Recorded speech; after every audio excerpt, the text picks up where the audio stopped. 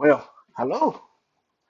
Welcome back to Soul Search Sunday with Johnny Tiger on June 19, 2022. Happy Father's Day to everybody. Today, Father's Day. I know that a lot of fathers actually dread Father's Day. This is a day when your children give you some things that you don't really like get you involved in activities that you don't really want to do, all in the name of celebrating Father's Day. So rather than being able to kick back with a can of beer and sit in front of the TV all day, or browse on the internet on your favorite topic all day long, you're forced to take part in activities that other people think you like, but you don't really care for yourself. Yeah, I know. Even though not being a father myself, it is not the kind of fate that I am forced to endure. But I know, because we used to do that to my father when I was a child, when me and my siblings were children. Every time Father's Day came around, my mother would hand us $100 and say, "Go get your father something. He likes this, he likes that," and then make sure on Father's Day you ask him to do this with you and do that with you, take you out to do this, do that, and tell him you want to help him wash the car. Tell him you want to help him clean the backyard. Yeah, I'm pretty sure the last thing my dad wanted was to wash the car on a Sunday or to clean the backyard on the Saturday. I really, now that I'm grown, I'm pretty sure that all he wanted was to be left alone so he could do whatever he wanted to do on his own time. But instead, he would get cornered by us, and with all the gift and neckties and socks that I'm sure he didn't even wanted, and we would get him roped into some activities that, in retrospect, probably were more the kind of things that my mother wanted him to do rather than the kind of things he actually wanted to do. Now, if you have paid attention to enough of my videos, then you know that my relationship with my father has always been, oh, well, let's just say we don't really get along in the best of times. In fact, me and my siblings, there's five of us, and my sister and brothers, none of us really get along with the guy. He is 80 years old, still as stubborn as ever. He's suffering dementia and Parkinson's disease, but he got to be one of the most difficult old men that anyone would ever have to deal with. Not just because he's stubborn, not just because he's unreasonable. I mean, yeah, okay, almost all fathers in the 80s are like that. But my dad is, well, let's just say he's very unconventional. The kind of things that he get into is not the kind of thing that you expect from an 80-year-old guy that you have to deal with. Usually, people that deal with their aging parent just have to deal with shouting, screaming, and bad tempers, and forgetting to turn off the stove and forgetting to lock the door. They don't have to deal with going to court every day because of something their father might have done, or going to court every day because their father is suing somebody for something that they might not have done, etc., etc. Yeah, well, that is our reality in my family. But because it is Father's Day, I want to present to the world a different side of my father, uh, a more positive side, shall we say. You see, my father is a very complicated person. Well, that kind of goes to that I'm being a bit of a captain obvious there. I mean, obviously, everybody in this world is a complicated person, but my father is even more so, he is so complicated that you can say that he is dramatic. Some people, many people in this world, see my father as a villain, and there's some people that see him as the anti-hero, the guy who dares to buck the trend, the guy who dares to go against the system and come out on top 9 out of 10 times. And that one time when he doesn't come out on top, he get back up and keep on kicking. And to some people, my dad is admirable for being that rebel, for being that person who dare to go up against the system. And then there are a precious few that will think of him fondly, that will think of him as a good person. Me being one of his 5 children, unfortunately, I can report that most of my impression is him being more of a villain. Other people like to think of their father as Superman or Batman or some kind of superhero when they were children. Uh, when I was a child, when me and my brothers were children, whenever we saw villains in the cartoon like Mom Ra or Skeletor or Shredder uh, or Red Skull, uh, we always never failingly just turn to each other and we're like, "Whoa, that is dad. That is like so dad." And believe me, if you are father of your children, that is not good. When your children watch cartoon and see the villain, they immediately link you to it. That is just like not good. But despite all that, my father has been somewhat of a very positive influence in my life, much more so than I would admit to his face, much more so than many people realize. You see, about 10 years ago, my younger brother, in a fit of drunken jealousy, uh, anger, wrote my father a letter. And in this letter, he basically accused my father of plain favoritism. He accused my father of helping Johnny become successful. He accused my father of helping Johnny uh, achieve his goals. He accused my father of being there for Johnny while never being there for his other children. He accused my father of helping Johnny out while all the other children had to suffer through their own struggles. My father, after reading the letter, called me on the phone and he said, "Your younger brother just wrote me this letter. I don't know what happened between you two, but he's accused me of helping you getting where you are today while not helping him. I think this is utter bullshit." I'm sorry, let me say this. I'm going to use a little bit of a more stronger language in this video because that is how my father talked, and I don't want to censor that. I want to try to uh, depict my father's language, his mannerism, as accurately as I can. So if you're offended by strong languages, this may be a good time to turn off this video.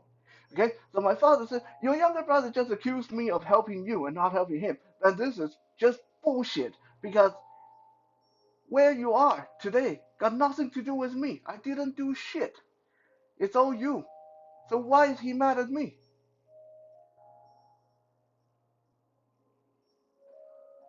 Well, I'm really glad that my father gave me the credit for reaching where I have in my life, but he's wrong. because in a very indirect way, in several indirect ways, he had been there to help me. Me getting to be where I gotten to in my life, he contributed to that. And I'm talking about beyond donating his DNA to my genetic makeup. I'm talking about things that he had done that really, really made it easier for me. Now, I'm not going to say that he didn't do the same thing for my brothers or sisters because I think if my brothers and sisters really think about it, my father have had done the similar things in different ways for them. But I will say this because me being a disabled child, me growing up without eyesight, and me growing up partially deaf, my father had higher expectation on me. And in many ways, this higher expectation was what drove me to reach for the stars, to reach for the horizon. You see, my father is very fond of saying this to me, even today. He said, I don't need to pressure your brothers and sisters as much because they have working eyes. If they are broke, I know that at least they can go and pick up recycles on the street. They can go deliver newspapers to make money. But you are blind. If you somehow fail, you can't even go pick up recycles. You wouldn't know where the cans and jars are. You can't even go deliver newspaper because you can't ride a bicycle. This is why I'm harder on you than I am on any of them, because you can't afford to fail.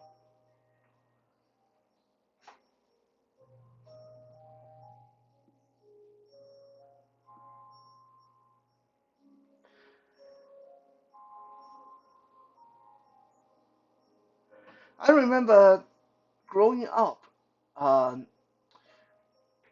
even though I saw my father very, very rarely,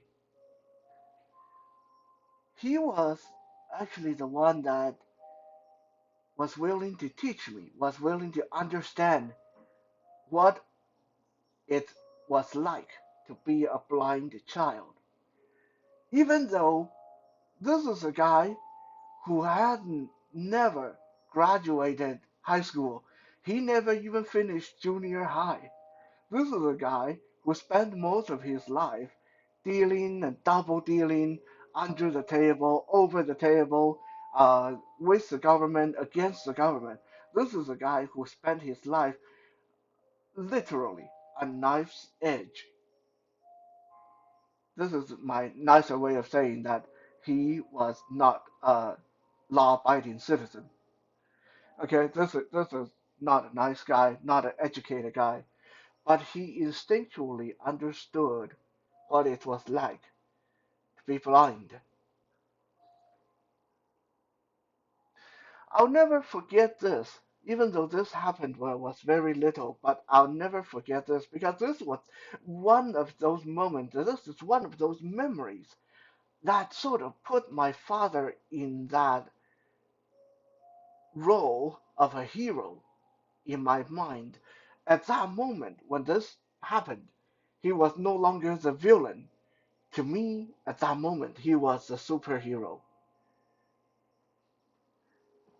I remember him, my dad and I and my mom, we were at a shopping mall, we were at the shopping center, and I was like 11 years old.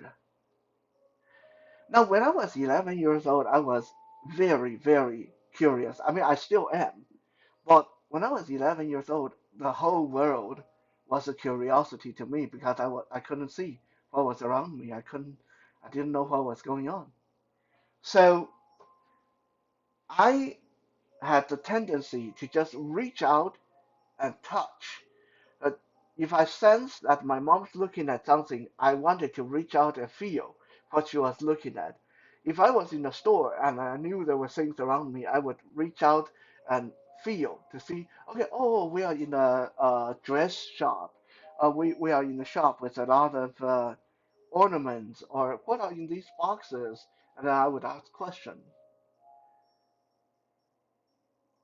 This annoyed my mom like a lot because I guess like most parents, she didn't like being embarrassed. And I guess me always reaching out blindly to touch what's around me, and sometimes I would touch people by accident, and she would get funny looks from people. So I remember this one time we were at the store. I was, like I said, 11 years old. And again, I noticed my mom was paying attention to something, and I wasn't sure what she was looking at. And I reached my hand out to feel what's in front of me. And my mom turned to me and snapped at me, and my mom said, "Why do you always have to touch something? There's nothing for you here. This is nothing for you to be interested in. Okay, this is something I am looking at. There's nothing here for you to feel.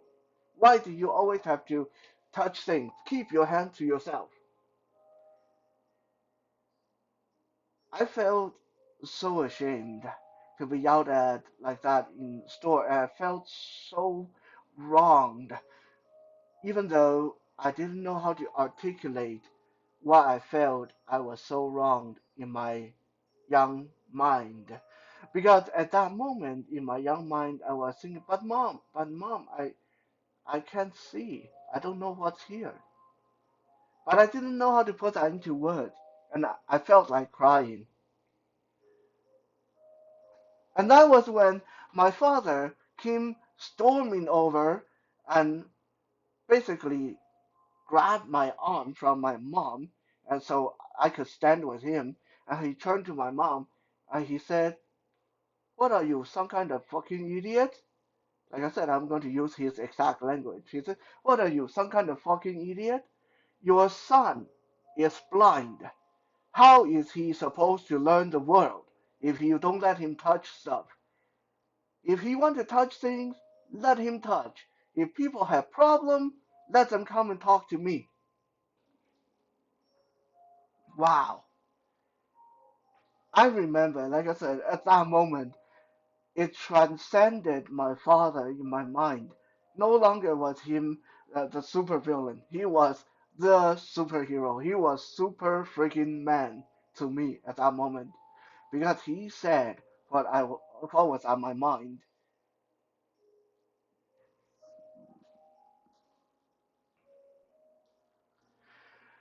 Later, a couple months later, when my dad noticed that I always had to ask people to cut my food for me at Chinese restaurants or steakhouses, he came and sat beside me and took my hand, took the knife, put it in my hand, said, "I am going to teach you how to cut your own food. You're blind, but your arms work, your hands work. There's no reason why you can't cut your own food. I'm going to show you how, and you're going to learn it. And until you learn how, you're going to have nothing but steak every night." Okay, that may sound like not big of a deal, but if you get stuck eating steak for a week, yeah, yeah, it became kind of a torture. Uh, so my father taught me how to cut steak. My father also taught me how to tie my shoelaces. Again, this was something that if you guys have seen the Night Strike documentary at johnnytiger.com, then you know this story. And my father was the one that taught me how to tie my own shoelaces because he didn't think that uh, just because I was blind that he didn't think I needed someone to do that for me all the time. So many other things. My father taught me how to sharpen a knife. My father taught me how to uh, scramble eggs. My father taught me how to make instant noodle, how to handle hot boiling water without hurting myself. My father taught me how to wash car when he noticed that when my brother and sisters were washing his car with him, I was the poor blind child who stood forlornly on the side, didn't know what to do. He was the one that said, "Come here, you're blind, you're not useless. Here's a damp cloth, here's a bucket, and this is a wheel, and you wipe it like this, okay? Do it."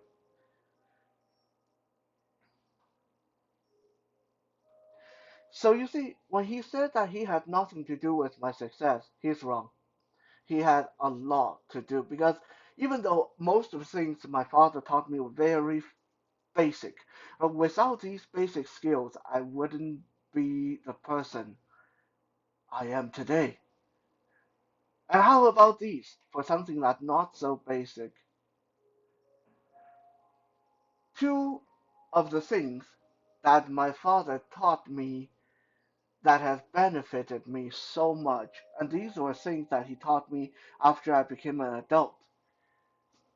Number one, my father said to me, he said, "You have to always remember this. You can't help that you are blind, because that is reality. You are blind. So deal with it. But what you can help with is being how you choose to look at being blind. Being blind can be your greatest weakness, but being blind can also be your greatest weapon." He went on and say to me, he said, "Let's take getting on a bus, for example. What do you do when you get on a bus and there's no seat?" I said, "Well, I stand." My father said, "Well, then you're letting your blindness be your weakness.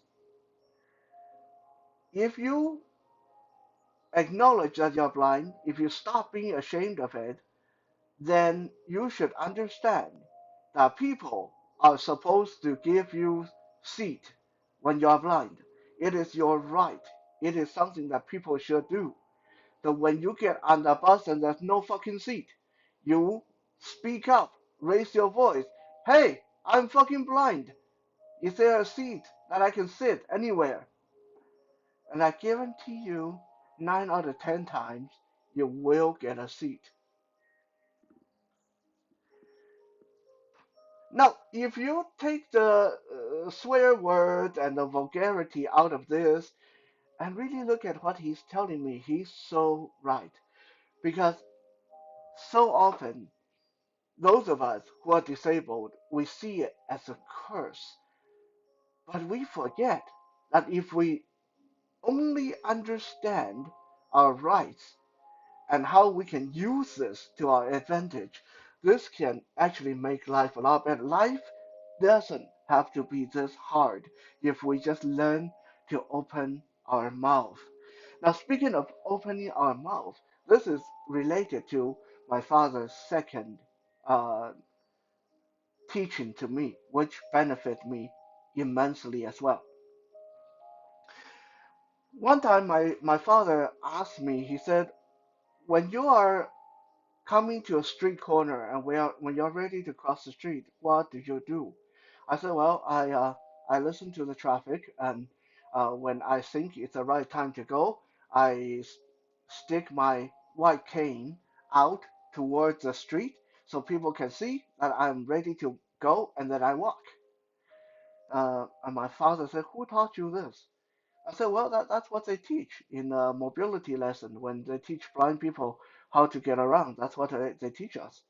My father said, "Look, I don't have any kind of education like that, but to me that sounds like crap, right? Because I will tell you, as a person who drives, if I'm sitting there in my car and I see you poking that cane out towards the street corner, like, and then you pull it back, then that's not enough of a cue for me. I might have something on my mind. I may be thinking about work. I may be thinking about arguing with my wife. So that little gesture won't mean shit to me. If you really want to be safe, You need to make yourself visible. And by visible, I mean very, very fucking visible. So next time, when you're ready to cross the street, take your cane and wave it above your head like you want the whole world to see you, because you literally want the whole world to see you. Otherwise, someone is going to run you over someday. Now, I would say that in the beginning, I thought this was preposterous. I'm like, okay, that sounds like something that's really embarrassing. I don't want to stand on the street corner and then wave my cane in the air, like overhead, and everyone's going to be looking at me. And then I thought, wait a second, isn't that the whole point? It, me, a blind person, going to walk across the street trusting that car's not going to run me over. I want the whole world to see me. He's right. That little jab in my cane out in front of me, that's not going to do it. This big, exaggerated motion. Hey, look at me. I'm a blind guy. I'm about to cross the street, so don't run me over. Much, much better.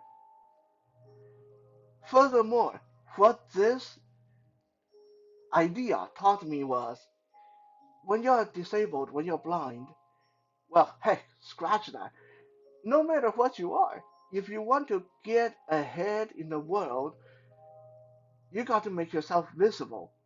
So this indirectly tie into me learning how to package myself, how to make myself visible, such as making videos for people on YouTube.